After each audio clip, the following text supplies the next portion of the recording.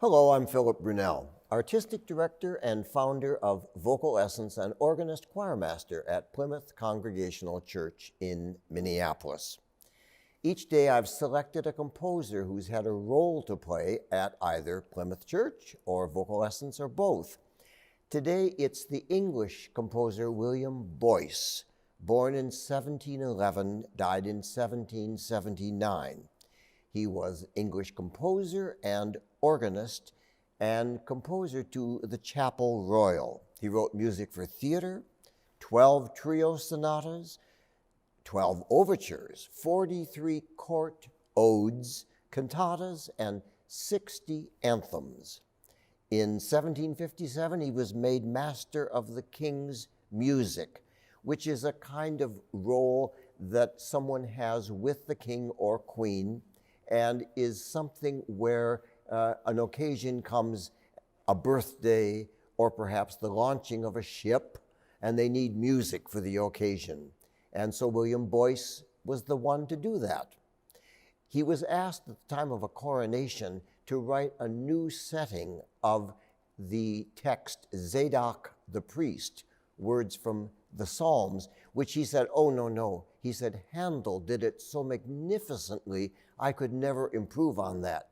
And because of that, Handel's Zadok is performed at every coronation and has been ever since it was composed.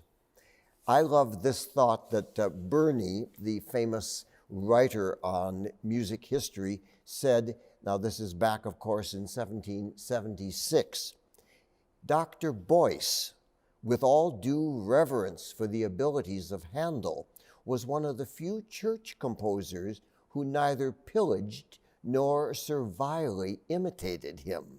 There is an original and sterling merit in his productions, founded as much on study of our own old masters as on the best models of other countries, that gives to all his works a peculiar stamp and character of his own, for strength, clearness, and facility, without any mixtures of styles, of extraneous and heterogeneous ornaments. Now, with all of that, he has a lot of anthems that they're okay, they're so-so of that period. But a beautiful one that I've done a number of times at Plymouth Church is a piece called "O Where Shall Wisdom Be Found?" Words from the book of Job.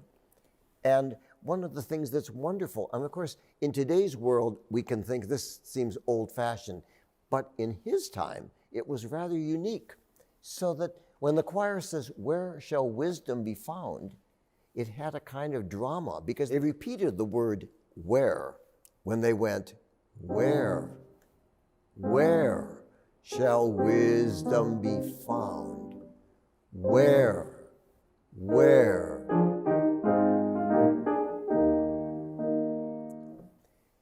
And later in the piece, there's this wonderful little word paintings that they do.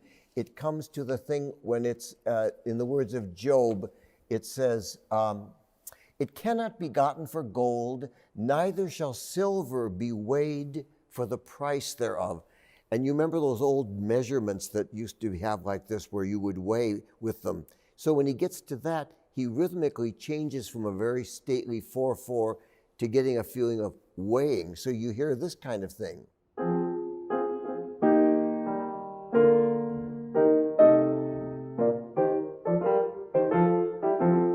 That little weighing. Small little effects, but they're very unique, and they were unique to William Boyce.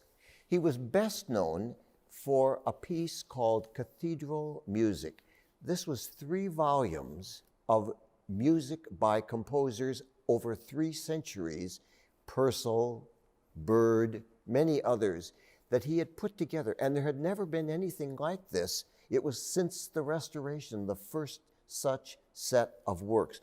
It was used a great deal up until the 19th century and is still referred to today as a very important part of English music history.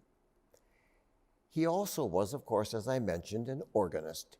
And one of the pieces he did was a voluntary. He wrote a series of voluntaries. Voluntary, at that time, was a word that referred to something that was played during a service. It might be the prelude or the postlude or something in the middle of the service. And usually it had a slow section and then a fast section. Sometimes the slow returned. And he wrote these voluntaries, 12 of them, and I'm going to play for you on the organ here at Plymouth Church, his voluntary in D major. Have a wonderful day.